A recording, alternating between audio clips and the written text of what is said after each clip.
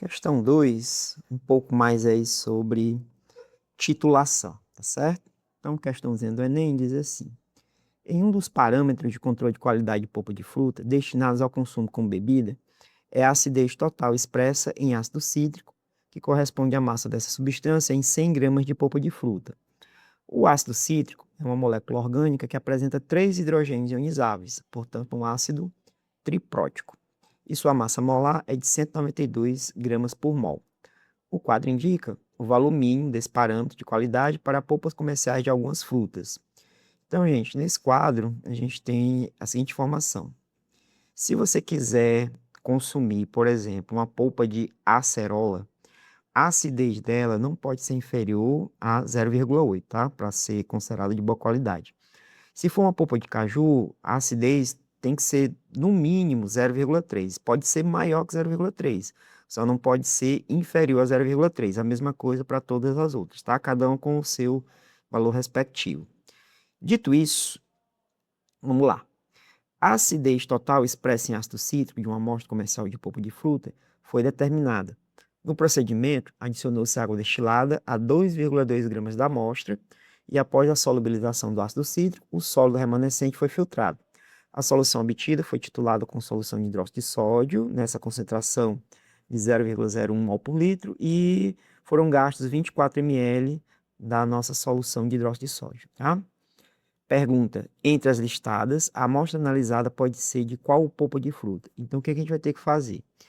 Como ele definiu o conceito de acidez mínima, total da nossa polpa, nós vamos ter que saber nos 2,2 gramas de polpa, né? Que no caso é a nossa amostra.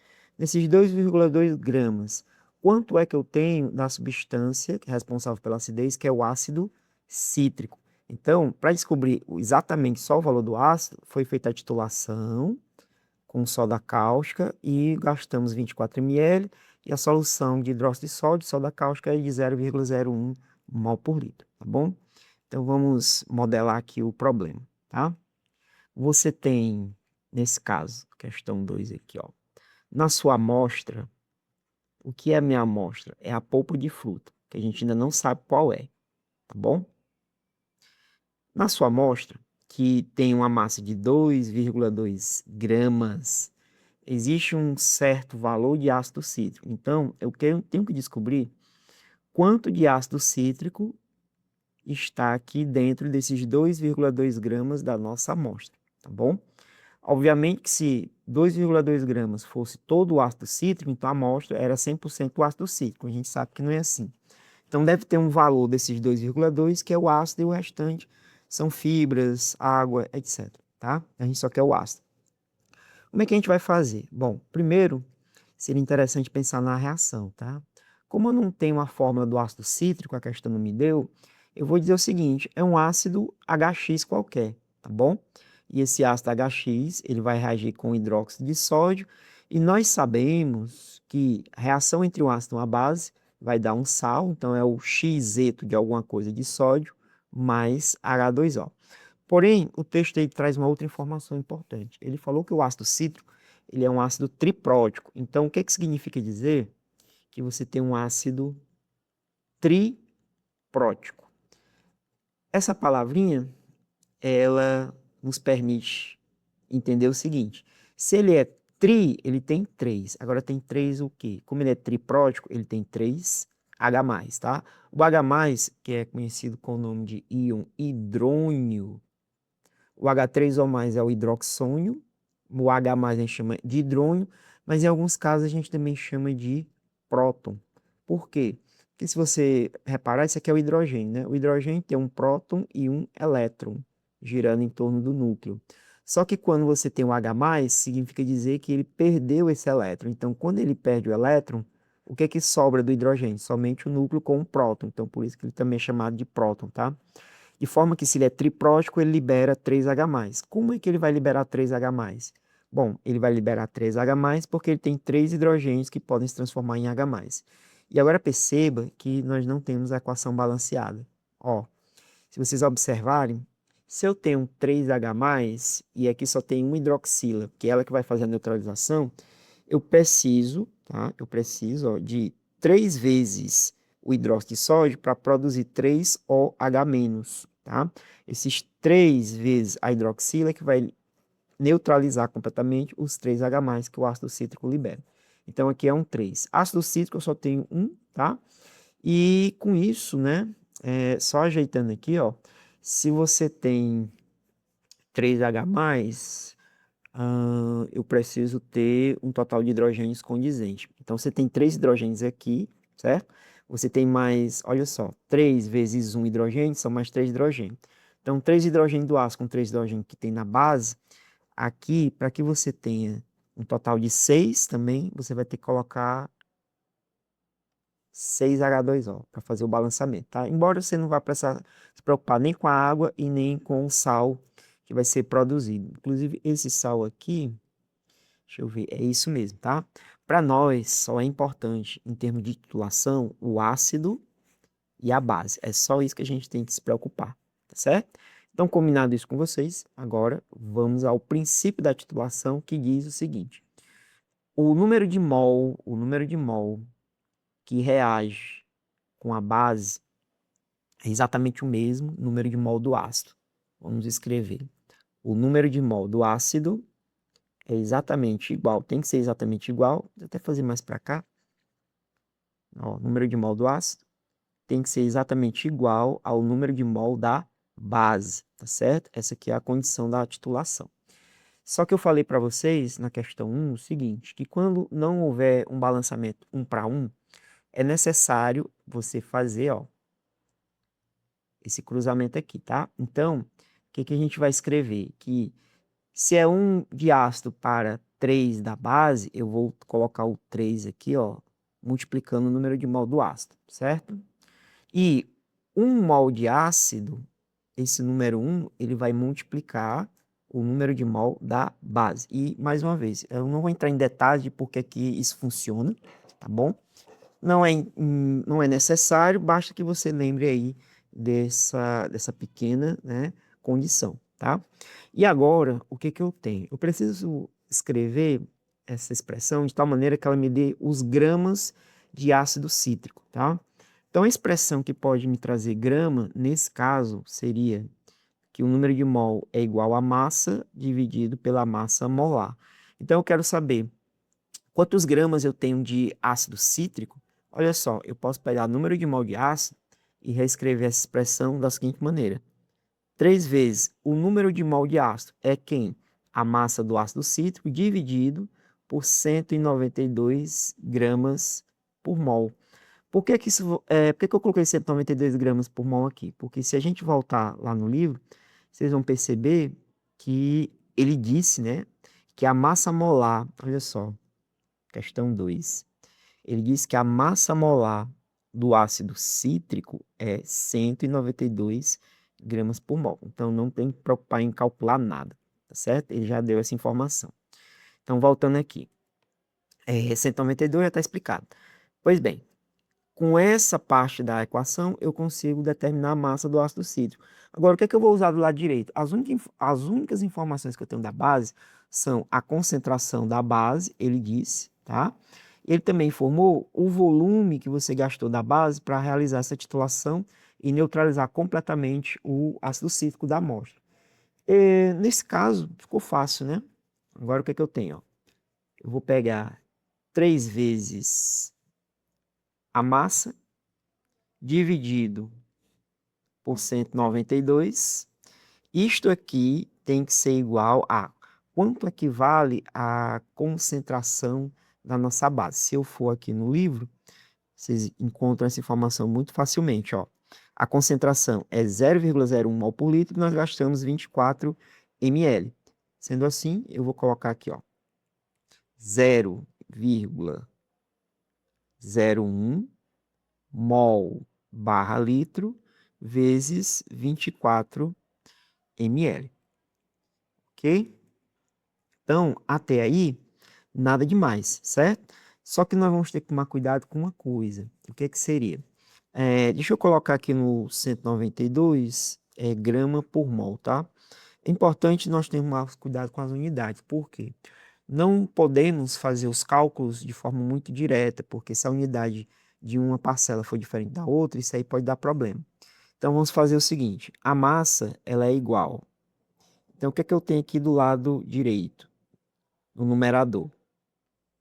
À direita, no numerador, você tem o 0,01, só que olha só, como o 192 está do lado esquerdo dividindo, ele vem para cá multiplicando, e isso aqui está em grama barra mol, certo? Aí ele vai multiplicar o 0,01 mol por litro, que multiplica o 24 ml. Só que eu vou fazer o seguinte, o termo mili vale 10 a menos 3, ou seja, 24 ml é a mesma coisa que 24 vezes 10 a menos 3 do litro, onde tinha o mzinho e o litro, agora é 10 a menos 3 do litro, tá? Eu vou fazer isso, por quê? Porque eu quero cancelar esse litro que aparece com outro litro que está na expressão. O 3, que estava multiplicando a massa, ele vem para o outro lado, olha só, dividindo todo mundo, tá certo? Então, vamos ver aqui as nossas unidades, ó. Eu tenho um mol abaixo de uma barra, ele pode ser cancelado com um mol que está antes de uma barra. O litro após a barra, ele pode ser cancelado com um litro que está sem barra, nesse caso aqui, tá? De maneira que, adivinha só, olha o que que aparece aqui no nosso caso. Somente grama, que é o que eu quero na minha resposta, tá bom? Então, se a gente pegar o valor de 192 multiplicar por 0,01 vezes o 24 vezes 10 a menos 3 e dividirmos todo mundo por 3, o valor que nós vamos encontrar é de 0,015, tá? Agora 0,015 o quê? Gramas, porque foi a única unidade que sobrou depois dos cancelamentos, tá bom? Então, essa aqui é a massa que você vai encontrar em 2,2 gramas da sua amostra, tá certo? De tal maneira que eu vou poder escrever o seguinte, tá? Vou poder escrever isso aqui, ó. Acidez, eu quero colocar ácido, né? Mas é acidez, ok? Acidez mínima, por definição, é a quantidade de ácido cítrico. Então, eu calculei pela titulação aqui, deu 0,015 gramas, dividido, né, por cada 100 gramas, mas a gente não usou 100 gramas. Nós utilizamos 2,2 gramas. Então, você tem que colocar a massa que existe em 2,2 gramas de amostra, certo? Então, isso aqui é gramas do ácido sobre gramas da sua amostra, tá bom? O problema é que para definir a acidez mínima tem que estar massa do ácido sobre a cada 100 gramas da sua amostra. Então, eu tenho que ter 100 gramas de amostra aqui, certo? O problema é que como é que eu vou transformar 2,2 em 100? Aí, pessoal, a dica é a seguinte, ó. Se você quiser saber o fator de conversão de um número para o outro, é só você fazer o seguinte, você pega o último e divide pelo primeiro. Se eu dividir 100 por 2,2, vai dar aproximadamente 45,4. Na verdade, isso aqui vai dar uma dízima periódica, vai dar 45,45, 45, etc, tá? Resultado. Quando eu divido o último pelo primeiro, eu garanto para você que o resultado, caso você multiplique por 2,2, então, se eu multiplicar 2,2 por 45,45, esse valor vai dar 100 ou muito próximo de 100, tá certo? E agora, como você multiplicou o denominador, você tem que fazer a mesma coisa com o numerador. Eu também vou multiplicar ele por 45,45, certo? Por que que eu vou fazer isso? Para que eu não altere a minha fração, tá? Então, se eu multiplico embaixo, eu tenho que multiplicar em cima sempre pelo mesmo valor, ok? Dito isso, quanto é que daria, então, esse valor multiplicado por 45,45? Se a gente fizer essa continha, vai dar 0,69, tá certo? Então, você tem aqui aproximadamente 0,69, perfeito? Ou seja, você tem 0,69 gramas de ácido a cada 100 gramas de amostra, que é equivalente a dizer que você tem 0,015 gramas de ácido a cada 2,2 gramas de amostra. Então, converti para cada 100 gramas de amostra. E aí, pessoal, olha só, quanto foi que deu a minha acidez mínima? A minha acidez mínima, ela deu 0,69, tá certo? Temos que encontrar a polpa de fruta que tem esse valor aqui, tá certo? Próximo, relativamente próximo, tá bom? Para a gente poder considerar como sendo uma daquelas polpas que a gente tem. Lembrando que no livro, quando a gente olha lá para a tabela, olha só, a tabela, ela diz assim, a acerola, para estar própria para o consumo, a acidez mínima tem que ser 0,8, tá? Tem que ser 0,8 no mínimo. O valor que nós encontramos foi 0,69 para essa amostra desconhecida. Então, a minha amostra com 0,69, ela não pode ser acerola. Por que que ela não pode ser acerola? Porque a acerola, ela tem que ter acidez mínima, pelo menos, no mínimo, igual a 0,8. A minha deu 0,69, então não pode ser acerola. Pode ser o caju? Pode. Pode ser o caju pelo seguinte, ó. O caju, o mínimo, tem que ser pelo menos 0,3, mas eu tenho 0,69. Então, 0,69 é maior que 0,3? Ok. Não poderia ser o caju se eu tivesse encontrado um valor abaixo de 0,3. Tá bom? Então, só para você entender, a acerola não é, por quê? Porque o mínimo da acerola é 0,8. O nosso mínimo foi 0,69. O caju pode ser, porque se você encontrar 0,69, está acima do mínimo permitido para o caju. Então, tem que ser no mínimo 0,3, mas você tem até 0,69, então tá valendo, tá certo? Cupuaçu não pode, porque cupuaçu é 1,5. Então, a gente achou um valor inferior a 1,5. Graviola, 0,6, ó, tá no limite, né? Tá ok, tá certo? E o maracujá não pode porque é 2,5. Então, tem que achar a resposta que me dê caju e graviola. Se eu procurar lá nas opções onde é que está caju e graviola, deixa eu ver aqui, deixa eu diminuir um pouquinho, pronto. Se eu procurar onde é que está o caju e graviola, ele é exatamente aqui, ó, na letra C. Então, a gente marca a letra C na segunda questão.